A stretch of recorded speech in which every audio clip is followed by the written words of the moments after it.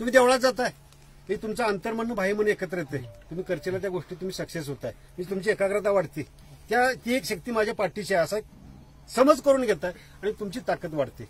आता पूर्वीच्या लोकांनी काय केलंय बघा, तुमच्या मनाची ताकद जशी वाढते तशी तुमची शारीरिक आरोग्य व्यवस्थित राहायला पाहिजे. म्हणून पूर्वीच्या लोकांनी काय केलंय, एक ग्रामीण भागात एक तुम्हाला कोणतरी ग्रामदैवत दिलंय की ते गावापासून 1.5-2 किलोमीटर अंतर असायचे ग्रामदैवत.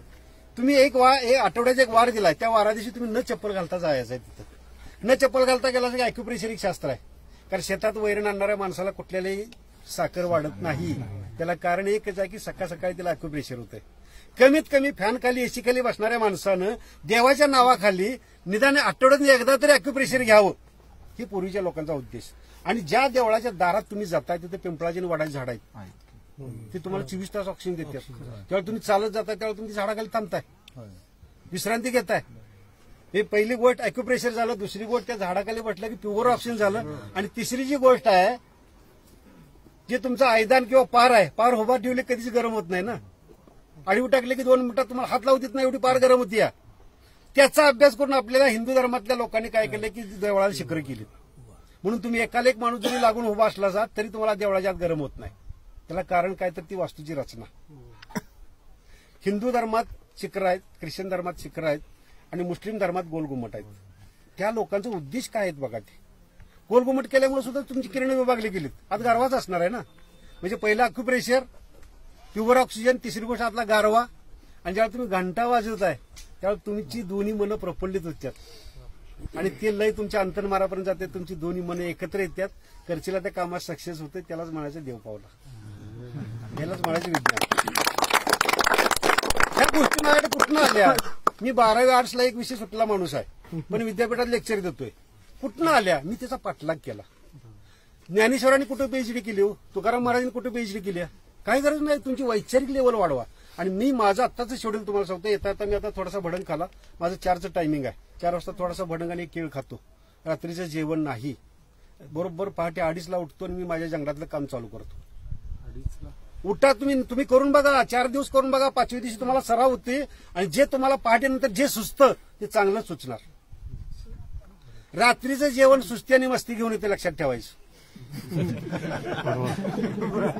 रात्रीचं जेवण सुस्ती आणि मस्ती घेऊन येतं, तेच तुमचं आयुष्य बिघडवते. म्हणून जैन धर्मात सुद्धा आहे की तुम्ही 7 नंतर नका काय खाऊ. 4-8 दिवस तुम्हाला मिळतोय. 5वी दिवशी 8वी 10वी दिवशी तुम्हाला सराव होतोय तो. आणि मी जे आता पक्ष्यांचं जे काय ऐकायला लागलोय, 2 मिनिटात सांगणार मी तुम्हाला हे पक्षी आता काय बोलायला लागलाय. कुठनं शिकलो मी, कुठनं शिकलो सांगा की 2 मिनिटात. मी काल माझ्या दारात उभा राहिलोय, 2-4 जर बोलायला लागलोय. त्याला म्हटलं थांब, तुला साप बघायचा आहे काय. त्याला म्हटलं कुठं आहे, तर बघ ते झाडावर आहे. कुठं दिसतोय म्हटलं, ते बघ ते पक्षी वाटतं तिथं जाऊन बघ म्हटलं. मी त्याकडे गेलो पण नाही. त्या पोरांनी जे पाठवून दिलं तिथं आहे की साप. मी त्यांच्याबरोबर बोलायला लागलोय, पण तिकडे साप आहे. आता बाचोळकर सरासनी मी घेऊन फिरायला लागलो की नाही. परवा एकानं विचारलं मला, हिंगण मिठाचं झाड कुठं आहे. घरात एक जण माणूस आला बोलवायला की त्याला काहीतरी औषध पाहिजे. मग मी बाचोळकर सरांनी फोन केला. म्हणजे सर हिंगण मिठाचं झाडाचा पाला गेला पाहिजे आणि कुठं आहे झाड.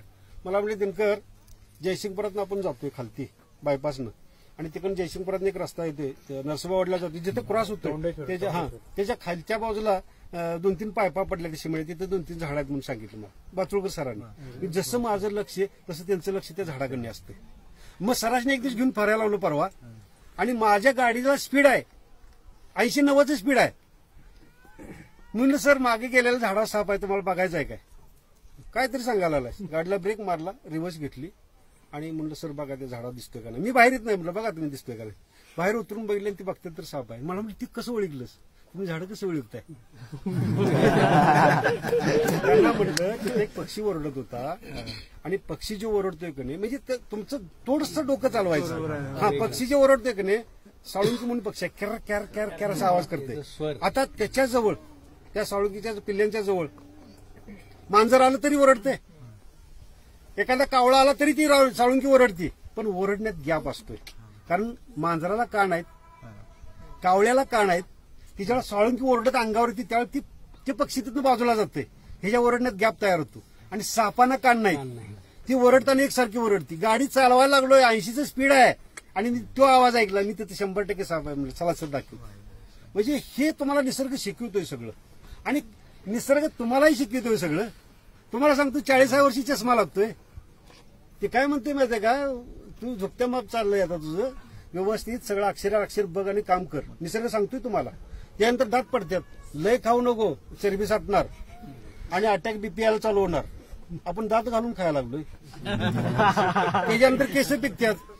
लय टेम्परेचरची गरज नाही, रिफ्लेक्शन व्हायला पाहिजे. सांगतोय निसर्ग तुम्हाला. आम्ही त्याला कलप लावायला लागलोय. आणि त्याच्यानंतर 17व्या वर्षी आ करते बघा, ऐकायला येत नाही. अरे तुला जगाचं माप काय करायचं, तुझा तू जगाची बघणार. हे निसर्ग तुम्हाला आपण त्याच्यावर मात करायला. तुम्ही माझ्या घरात तिथं आलात आणि घर सगळं वेलानं झाकलेलं आहे आणि पावसाळ्यावर अजिबात वेल कट करत नाही. एवढ्या बाहेर फांदायला असतात. त्या वेलावर सगळं कोळी असतात, कोष्टी. एक आणि एक ढास तिथं अडकला जातो. माझ्या घरात ढास नाही देत. त्या वेलात भरपूर पाली आहेत. एक पाल दिवसाला 400-450 ढास खाते. आणि ही जेव्हा सगळ्यावर तुम्ही मात करताय, ते कुठे त्या हाऊसिंग सोसायटीत राहा किंवा अगदी मार्गोनेट फरशी चकचकीत करताय, तेव्हा ढासासाठी कॉईल लावताय. आणि कधी तुमचं फुफ्फुस निकाम होते तुमच्या लक्षात नाही. आपल्यावर परिणाम करणार. म्हणून घर तुमचं सारवलेलं पाहिजे, मातीचं पाहिजे. आणि त्यातल्या त्यात जर छप्पर असेल पाल्याचं तर 100% तुम्ही 100 ओलांडणार. कारण तुम्ही सगळं सुख घ्यायला लागलाय तिथं, तेवढं तुमचं आयुष्य तुम्ही घटवायला लागला. म्हणून ज्याला तुम्ही चांगलं समजताय ते वाईट असतं आणि वाईट समजताय ते चांगलं असतं. माझ्या घरात असे बेडक्यात तुम्ही बसलाय थोडा की बेडक्यात तुम्हाला बाहेर त्याला खात्याला बारीक बारीक किडे खात्याला दिसतील. आम्ही नाही कोणाला टाकीत, तर आपण सगळे मिळून राहू.